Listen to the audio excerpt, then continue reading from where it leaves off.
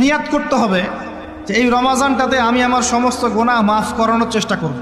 কারণ নবী সাল্লাল্লাহু আলাইহি ওয়াসাল্লাম বলেছেন, সেই ব্যক্তির জন্য ধ্বংস যে ব্যক্তি রমজান মাসকে পেয়েছে কিন্তু তার গুনাহ মাফ করাতে পারে না। কে জানে এটা আমাদের শেষ রমাদান হতে পারে? আল্লাহ না করুক। আমরা দোয়া করি আল্লাহ পাক আমাদেরকে বেশি বেশি রমাদান দান করুক, বেশি বেশি লাইলাতুল কদর দান করুক। প্রথম শুরু হচ্ছে আপনি মাসের বাজার আগে করে ফেলবেন। আমি একটু প্র্যাকটিক্যাল কথা বলবো আর কি।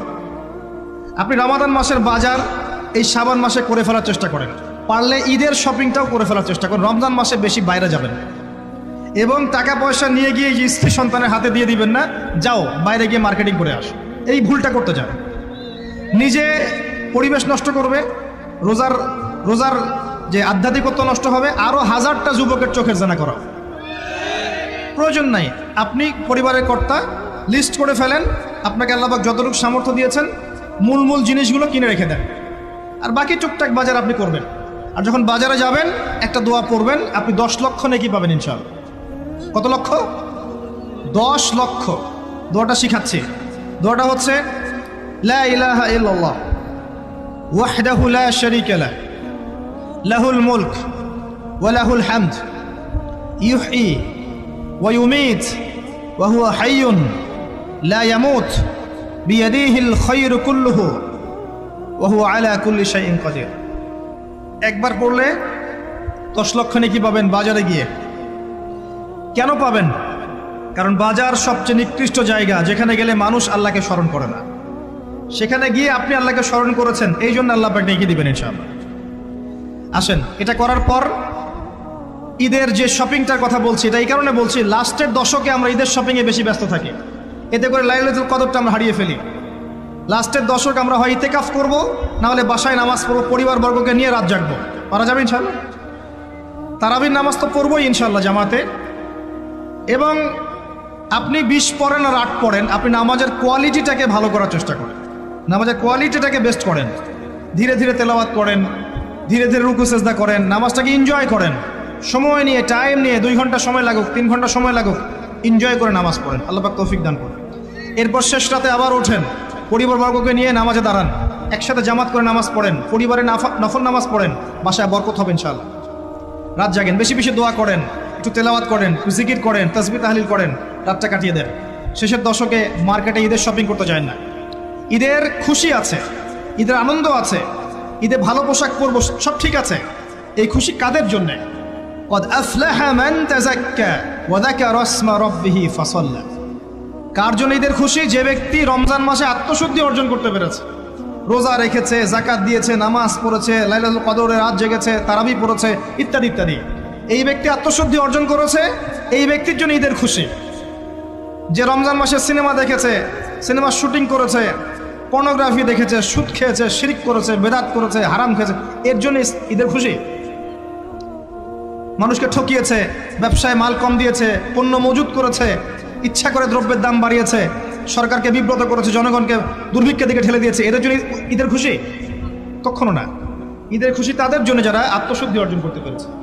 আল্লাহ পাক বোঝার তৌফিক দান করুন, আমিন। এটা প্রথম টিপস দিলাম আপনাকে। এবার আসেন, আপনি রমাদানে প্ল্যান করবেন যে আপনার জীবনে বড় বড় পাপগুলো কি কি হয়েছে। এই পাপগুলো যদি মানুষের সাথে জড়িত হয়ে থাকে, আপনি মানুষের সাথে গিয়ে গিয়ে ক্ষমা নিয়ে নেবেন। কারো টাকা নিয়েছেন, দেন নাই, দিয়ে দিবেন। কারো সম্পত্তি পায়, দেন নাই, দিয়ে দিবেন। কারো হকটা নষ্ট করেছেন, গালি দিয়েছেন, গীবত করেছেন বা তহমত দিয়েছেন, অপমান করে ইত্যাদি, ক্ষমা চেয়ে নেবেন। রমাদান মাসে মানুষের হকটা দিয়ে দেন। আল্লাহর কাছে জড়িত যে পাপগুলো আছে, এটার জন্য ইস্তেগফার যথেষ্ট। খালি যদি বলেন আস্তাগফিরুল্লাহাল্লাযী লা ইলাহা ইল্লা হুয়াল হাইয়ুল কাইয়্যুম ওয়া আতুবু ইলাইহি, 1 সেকেন্ডের মধ্যে আল্লাহ পাক আপনার সমস্ত পাপকে নেকি দিয়ে পরিবর্তন করে দিবেন সব। এবার প্র্যাকটিক্যালি যাবেন, সেহরি করবেন। সাহরির মধ্যে বারাকা আছে। সাহরি না করে রোজা রাখাটা উচিত না। সাহরির মধ্যে বারাকা আছে। একটা খেজুর হোক, 1 গ্লাস পানি হোক, আপনি সাহরি করবেন, এর মধ্যে বারাকা আছে।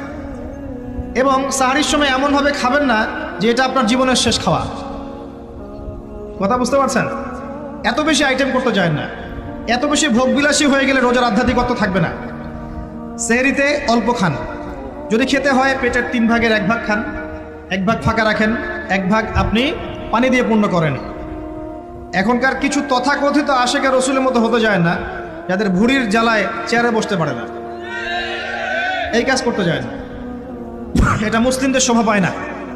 আমরা পরিশ্রমী জাতি, কর্মঠ জাতি, আমাদের এইসব শোভা পায় না। এটাও শেষ জামান হাদিসে আছে। কি নাই আসলে, শেষ জামানে এক শ্রেণী মানুষ বের হবে যারা হবে সাকিল, একদম বুড়িওয়ালা, ঠেস দিয়ে বসে থাকবে আরাম করে, এবং বলবে যে কোরআনে যা আছে আমি তাই মানি, হাদিসটা আমি মানি না, ইত্যাদি। আসেন, সাহরির পরে রোজা রেখেছেন, 5 ওয়াক্ত নামাজ জামাতে পড়ার চেষ্টা করেন। খুব সিম্পল জিনিস, খুব বেশি কিছু দরকার নেই আমাদের। 5 ওয়াক্ত নামাজ আপনি জামাতে পড়ার চেষ্টা করেন। বাসার থেকে ওযু করে বের হবেন, প্রত্যেক পদক্ষেপ হাঁটবেন, আপনার একটা স্টেপে একটা করে গুনাহ মাফ হবে, একটা নেকি লেখা হবে, মর্যাদা বাড়িয়ে দেওয়া হবে। একে 10 দিয়ে গুণ করা হবে, রমজান মাসে আরো 70 দিয়ে গুণ করা হবে ইনশাআল্লাহ। ফজরের নামাজটা জামাতে পড়লেন, নামাজটা জামাতে পড়ার পর আপনি বসে থাকবেন, কিছু সময় জিকির আজগার তাসবিহ তাহলিল করবেন। পারলে 1 পারা করে কোরআন তেলাওয়াত করবেন। রমাদান মাসে প্রত্যেক দিন 1 পারা করে কোরআন তেলাওয়াত করার চেষ্টা করবেন। 30 দিন 30 পারা, রমাদানে অ্যাটলিস্ট একটা খতম করা যাবে, অ্যাটলিস্ট একটা খতম চেষ্টা করা যায় না ইনশাআল্লাহ। ফজরের নামাজ হয়ে গেছে, আপনি কোরআন তেলাওয়াত করেন। 1 পারা পড়তে সময় লাগবে আধা ঘন্টা, 40 মিনিট, কারো 1 ঘন্টা। এরপর সূর্য উঠে যাবে, উঠে গেলে পরে আপনি 2 রাকাত ইশরাকের নামাজ পড়বেন, নামাজটা পড়ে বাসায় যাবেন। আল্লাহর নবী বলছেন সাল্লাল্লাহু আলাইহি ওয়াসাল্লাম, আপনার আমল নামায় একটা কবুল হজ, একটা কবুল ওমরার নেকি লেখা হবে ইনশাআল্লাহ। এবার রেস্ট করেন, বাসায় গিয়ে রেস্ট করেন। যখন ঘুমাবেন তখন ঘুমের সুন্নাহগুলো আদায় করেন। সূরা ফালাক নাস ইখলাস পড়েন, ফু দেন, দিয়ে গা মাসাহ করেন, আয়াতুল কুরসি পড়ে ঘুমান, ঘুমের দোয়া পড়ে ঘুমান, ঘুমটাও নেকি হবে ইনশাআল্লাহ। এরপর হয়তো আপনি কাজে যাবেন, চাকরিতে যাবেন, বা ব্যবসায় যাবেন, বা আপনি শিক্ষাক্ষেত্রে যাবেন, ইত্যাদি ইত্যাদি। যে ক্ষেত্রেই যান না কেন আপনি মনে রাখবেন আপনি রোজাদার। যে ক্ষেত্রেই যান আপনি মনে রাখবেন আপনি রোজাদার। আমি কারোর সাথে এখন ঝগড়া করতে পারবো না, কারোর সাথে এখন মারামারি করতে পারবো না, আমি কারো গীবত করতে পারবো না, আমি মিথ্যা বলতে পারবো না, আমি মাপে কম দিতে পারবো না, আমি জনগণকে ঠকাতে পারবো না, আমি রোজাদার। এটা মনে রাখবেন। এটা মনে রাখলে পরে দেখবেন ইনশাআল্লাহ তাআলা আপনি আল্লাহকে পাচ্ছেন, আল্লাহর মাআরিফত পাচ্ছেন। খাচ্ছি না আল্লাহর ভয় না, পানি পান করছি না, স্ত্রী সহবাস করছি না, কার ভয়ে? আল্লাহর ভয় না। এত কঠিন কাজ করার পরেও রোজার নেকি পাওয়া যাবে না যদি রোজা রাখা অবস্থায় আমি মিথ্যা বলি, মাপে কম দেই, গীবত করি, সুদ খাই, জেনা করি, ইত্যাদি। নবী সাল্লাল্লাহু আলাইহি ওয়াসাল্লাম বলেছেন সেই ব্যক্তির পানাহার ছেড়ে দেয় আল্লাহর কিচ্ছু যায় আসে না, যে ব্যক্তি রোজা রেখে অশ্লীল কাজ করেছে। মা বোনদেরকেও বলবো, রোজা রেখে যদি বেপরদায় চলেন রোজার কোনো দাম নাই।